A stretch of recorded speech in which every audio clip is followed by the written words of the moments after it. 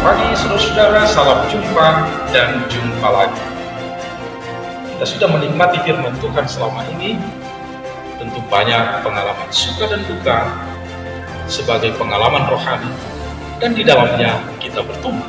Oleh karena itu saudara-saudara, kabar-kabarilah pengalaman itu agar kita bisa bersama-sama berdoa. Sebentar lagi kita akan mendengarkan firman Tuhan yang akan mendampingi kita di dalam perjalanan hidup kita untuk tetap berbahagia. Selamat pagi saudara-saudara, mari kita sambut firman Tuhan dan sebelumnya kita berdoa. Damai sejahtera Allah yang melampaui segala akal, itulah kiranya menyertai saudara sekalian di dalam Kristus Yesus Tuhan kita. Amin. Marilah kita dengarkan firman Tuhan pada hari ini. Titus 3 ayat 5. Pada waktu itu dia telah menyelamatkan kita, bukan karena perbuatan baik yang telah kita lakukan, tetapi karena rahmat-Nya oleh permandian kelahiran kembali dan oleh pembaharuan yang dikerjakan oleh Roh Kudus. Menyangkut firman Tuhan ini ada pertanyaan yang menarik dan kita mendengarkannya. Apakah lahir kembali dimungkinkan jika kita dibaptis kembali? Apa maksudnya permandian kelahiran kembali? Itulah saudara-saudara, pertanyaan yang menarik. Kita sudah dibaptis, apakah untuk lahir kembali kita perlu dibaptis yang lain lagi? Yaitu baptisan kelahiran kembali. Karena firman Tuhan bicara tentang permandian kelahiran kembali. Saudara-saudara yang dikasihi Allah di dalam Yesus Kristus, Paulus mengirim surat kepada Titus agar Titus tetap teguh mengajarkan ajaran iman kepada para penatua dan kepada warga jemaat. Ajaran iman yang mana yang terutama yang harus diajarkan oleh Titus dan para penatua? Saudara-saudara, hal yang sangat mendasar bahwa keselamatan bukan karena perbuatan kita, tetapi keselamatan itu adalah anugerah. Dan keselamatan itu terjadi atau didapatkan orang yang percaya melalui permandian kelahiran kembali dan oleh pembaharuan kuasa Roh Kudus. Pertanyaan tadi harus clear bagi kita. Permandian kelahiran kembali ini tidak diartikan bahwa kita harus dibaptiskan lagi agar kita lahir kembali.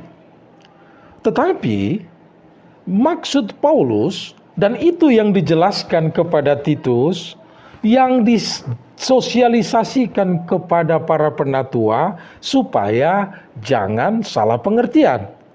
Bahwa sekali kita dibaptis, itu berarti kita menjadi satu dengan kematian Kristus, dan dengan itu kita juga menjadi satu dengan kebangkitan di dalam Kristus. Itu berarti kita bangkit dalam kehidupan yang baru. Itu berarti sekaligus itulah lahir baru atau lahir kembali.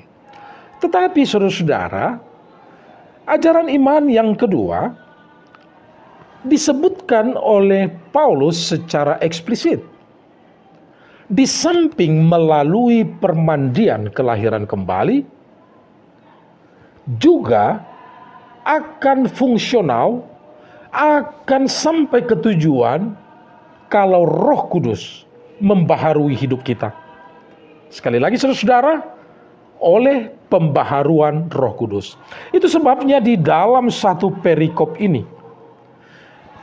Paulus berbicara, dulu kehidupan kita adalah kehidupan manusia yang lama, sekarang setelah diselamatkan, dan kita ikut ambil bagian di dalam kematian kebangkitan Kristus melalui permandian atau baptisan, maka Roh Kudus akan membaharui hidup kita. Dan itulah saudara-saudara, permandian kelahiran kembali menjadikan kita manusia baru dengan pembaharuan oleh Roh Kudus. Maka kehidupan kita berproses semakin baik, meninggalkan kebiasaan yang lama,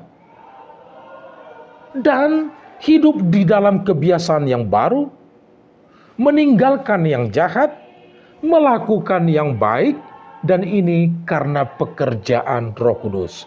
Dengan demikian saudara, kelahiran kembali membuat kita lahir baru. Lahir baru diperlihatkan oleh gaya hidup yang baru. Gaya hidup yang baru hanya mungkin terjadi dalam hidup kita bila Roh Kudus membaharui hidup kita. Itulah firman Tuhan saudara. Dan sekarang saudara, kita orang yang percaya, yang sudah dibaptis dan sudah menerima Roh Kudus, tetap semangat. Roh pembaharuan membaharui hidup kita. Jangan putus asa. Jangan stop di dalam pertumbuhan iman. Sekalipun kita melihat ada saja kelemahan kita yang berulang kali terjadi dan kita menyadari itu tidak baik. Yakinlah, ada waktunya Roh membaharui dan kita masuk ke dalam gaya hidup yang total baru. Ini yang membuat saudara, hidup kita semakin hari semakin berguna. Dan jangan lupa untuk bahagia.